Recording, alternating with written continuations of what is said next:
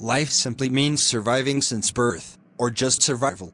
You've also heard me talk about mankind's four main problems.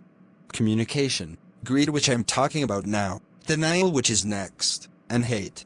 But right between survival and mankind's four main problems, you have life's main problem. This is the mother problem of mankind's four main problems. Life's main problem is simply competition. Every plant is competing for space, every animal is competing for food, and the most advanced life form, us, we're mainly competing for greed. Now with greed and technology, we simply distribute it to, of course, our favorite people, and then our favorite teams. First team, species. Other animals don't use money or trade, so all we have to do is take care of them, and trade them like other material things, except with more care. In other words, the human species team almost totally dominates animals and insects all over the world. Second team would be sex, male and female.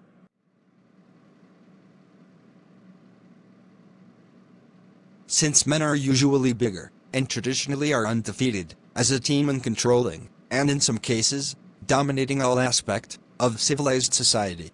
And then, us men rely on women, to not only for birth our offspring, but to take care of the other delicate, safe tasks, then men regard as lesser priorities.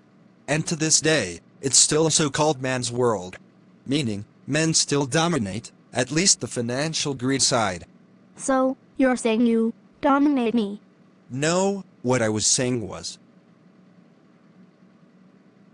the third group is race. Look at a map of the Earth. Most of the world's population lives in the northern hemisphere, because that's where most of the land is. Now most of the land in the southern hemisphere is closer to the equator, which then makes that population hotter, which makes it more relaxing and easier to find food. This exposure to the sun also makes you more active and healthier, but to protect your skin from the sun, people closer to hotter places usually have a darker skin tone. And on the other side of the hemisphere, the majority population are more subject to harsher, colder weather, which makes food scarcer than in hotter climates, which in turn makes humans more desperate and cunninger on how they survive and compete. Remember that word, compete. In other words, cold weather make you actually colder, cold-hearted, and trickier to other humans in order to survive. Plus your skin is lighter because of less sun. So, if all we need to survive is air, water, food, shelter, and clothing, then we can do that in a warmer climate better than a colder one. You get it? The people in the southern hemisphere, like Africa and South America, didn't need to advance their civilization, because they have everything they need in the fruitful tropical climates. In the northern hemisphere, most of the population would die if they didn't survive the harsh winters, without food, water and warmth. Harsher conditions would make them more desperate to learn technology and work with other people to ensure survival. So, what happened was that everybody in the northern hemisphere, mainly Europe, colonized everything in the southern hemisphere. But they actually started in the north and worked their way down.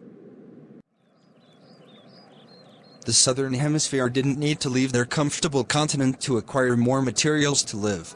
But technology and trade is what created Greece, the Roman Empire, London, Hong Kong, and now the use of AI. And since the southern hemisphere people are darker, they're easy to identify, easy to demonize, manipulate and transport to unfamiliar territories, where you had to wait centuries just to learn the local language. Remember communication, if not check it out. Therefore, they were easier to turn into slaves. And even though some southern hemisphere tribes and clans would sell their own neighbors to the colonizers, disease and resistance had slowed the colonization land grab to mostly coast areas. But Europe used consolidated science and technology with centuries of trade experience to turn Chinese gunpowder and gunpowder tools into more powerful firearms that will eventually take over the world. And don't forget about the Portuguese creating faster sailing ships. Now greed could exploit racism and slavery throughout the entire globe. And that was just about 500 years ago.